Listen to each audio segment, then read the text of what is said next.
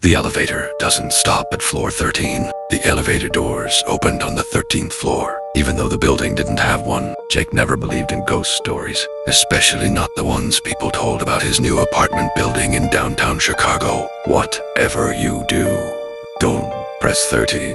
The night guard had joked on his first day. Jake laughed it off. There's no 13th floor. Exactly, the guard replied. The building was modern.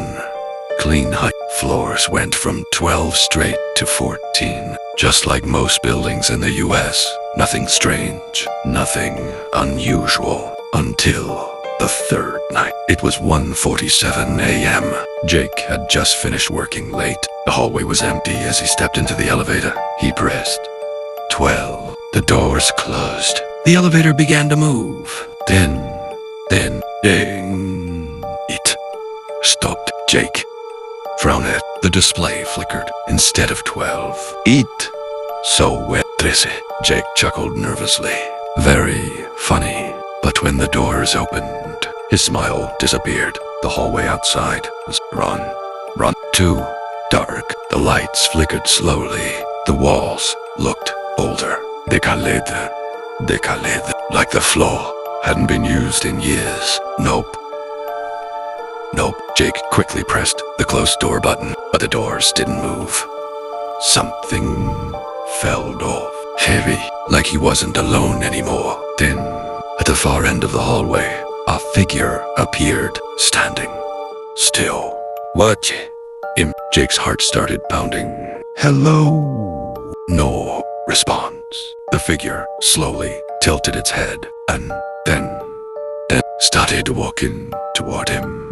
The elevator door suddenly slammed shut. Jake stumbled back. What? There was that? He pressed 12 again. The elevator jerked and started going up.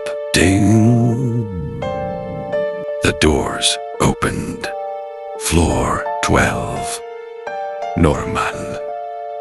Clear. Empty. Jake rushed out, breathing heavily. Just a glitch. The next day, he asked the building manager, "Is there a 13th floor?" The manager smiled awkwardly. No, of course not. But the elevator stopped there. Silence.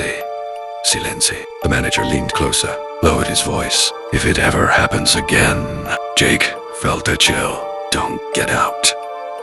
That night, Jake couldn't sleep. At exactly 1:47 a.m., his phone buzzed. No, caller. E.A. Answer. Hello. Static.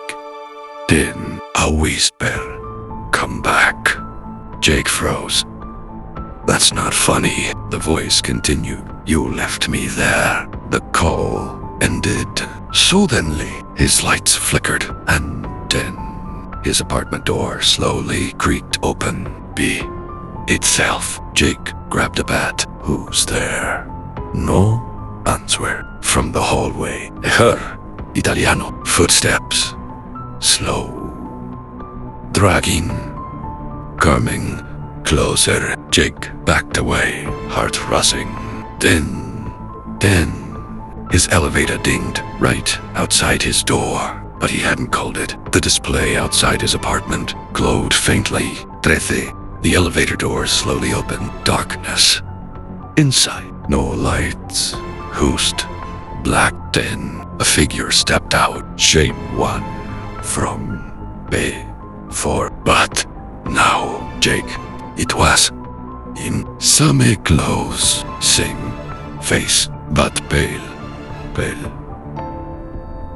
Lifeless. Eyes completely black. Jake stumbled back. No. That's not possible. The other Jake smiled, a twisted, unnatural smile, and whispered, You weren't supposed to leave. The next morning, neighbors reported a strange noise coming from the elevator. When maintenance opened it, they found it stuck between floors. Inside, there was no one, but the control panel kept flickering from 12 to 13, to 12, to 13, over and over again. And if you listened closely, you could hear two voices inside, one begging to get out and one begging someone to come back.